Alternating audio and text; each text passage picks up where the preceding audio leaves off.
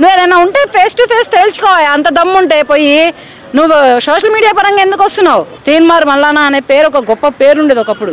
ఆ పేరు మొత్తం నువ్వు నీ చేతులారా నువ్వు నాశనం చేసుకున్నావు. ఇటువంటి మాటలు మాట్లాడితే అలాగే దాడులు చేస్తారు.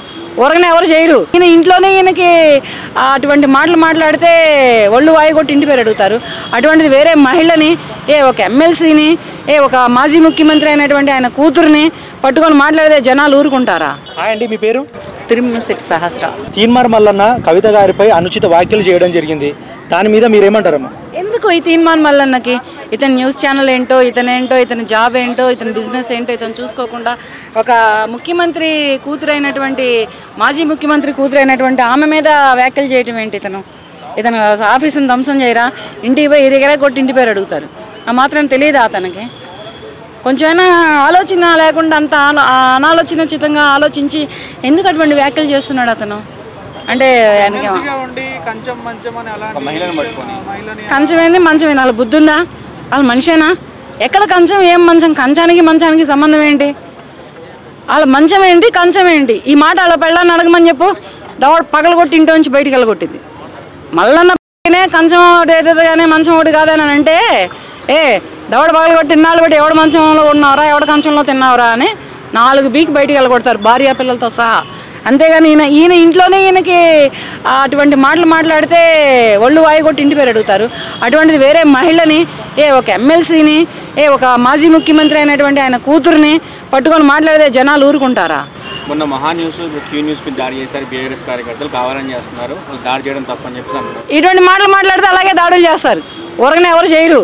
ఇటువంటి వ్యాఖ్యలు చేస్తే నీ కాడ నీ దగ్గర నోరు ఒకటి ఉంది కదా, లేదంటే ఛానల్ ఒకటి ఉంది కదా, నువ్వు పెద్ద న్యూస్ ఛానల్లో పెద్ద పేరు తెచ్చుకున్నావు కదా అంటే పేరు మొత్తం నాశనం చేసుకుంటున్నావు. తీన్మార్ మల్లానా అనే పేరు ఒక గొప్ప పేరు ఉండేది ఒకప్పుడు. ఆ పేరు మొత్తం నువ్వు నీ చేతులారా నువ్వు నాశనం చేసుకున్నావు. ఎందుకంటే ఇటువంటి పెద్ద పెద్ద ప్రముఖుల్ని తిడితే ఎవరు ఊరుకుంటారు? అయినా మహిళల జోలు నీకెందుకు? మహిళలను అలా పట్టుకొని మాట్లాడతారా? నీ కూతురునో, నీ భార్యనో, మీ చెల్లినో అంటే నువ్వు ఊరుకుంటావా? నీ కీపునన్నా కానీ నువ్వు ఊరుకోవు. నీ కీపు ఉందో లేదో తెలియదు కానీ నీ కీపునన్నా కానీ నువ్వు సహించవు. అటువంటి నువ్వు వేరే మహిళను పట్టుకొని మాట్లాడితే ఊరుకుంటారా? ఇది నేను మాత్రం తీవ్రంగా ఖండిస్తున్నాను. ఎందుకంటే ఆన్లైన్లో కింద కామెంట్స్ రూపంలో కొంచెం సపోర్ట్ చేస్తున్నారు. మళ్ళీ చేసిన తప్పేం లేదని చెప్పి. ఎందుకు అసలు ఆమెను అనాల్సిన అవసరం ఏముంది? నువ్వు ఏదైనా ఉంటే ఫేస్ టు ఫేస్ తేల్చుకోవాలి. అంత దమ్ముంటే పోయి నువ్వు సోషల్ మీడియా పరంగా ఎందుకు వస్తున్నావు? నీ అంత దమ్ముందా? కూర్చోబెట్టు, కేసీఆర్ని కూర్చోబెట్టు, కేటీఆర్ని కూర్చోబెట్టు, హరీష్ రావుని కూర్చోబెట్టు. వాళ్ళు ఒకప్పుడు రాష్ట్రాన్ని ఏలారు కనుక 9 ఏళ్ల పాటు.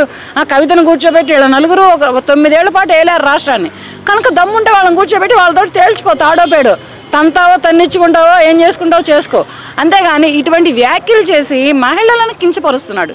ఇప్పుడు కవిత అయితే ఒక మహిళ కాదు, ఆయన భార్య పిల్లలు అయితే ఒక మహిళలు కాదు, మేమైతే ఒక మహిళలం కాదు. అంతటి కవితను అన్న వ్యక్తి రేపు మమ్మల్ని అనడానికి గ్యారంటీ ఏంటి? ఎవరైనా అంటాడుగా, అటువంటి అనుచిత వ్యాఖ్యలు ఎవరి మీదైనా చేస్తాడుగా. అంటే మహిళలంటే అంత చులకనగా ఉన్నారా? సో కవిత గారు మహిళా కమిషన్కి కంప్లైంట్ చేశారు, మరి వాళ్ళు ఏమైనా రియాక్షన్ తీసుకుంటారంటారా? తీసుకోవాలి. రియాక్షన్ తీసుకుంటారంటారా? కాదు, యాక్షన్ తీసుకోవాలి.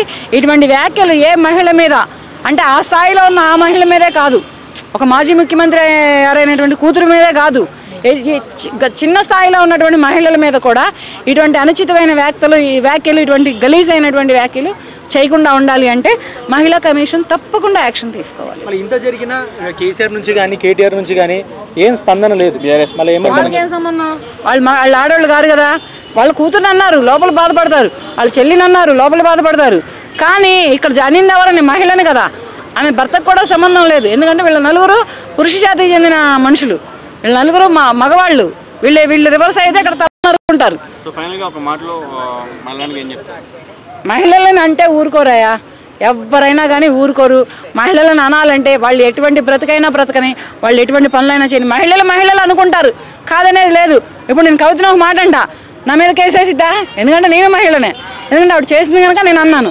కానీ ఒక పురుషుడిగా ఒక మహిళని, పరాయి మహిళను అనే హక్కు నీకు లేదు. లేనప్పుడు నువ్వంటే ఏ మహిళలు ఊరుకోరు.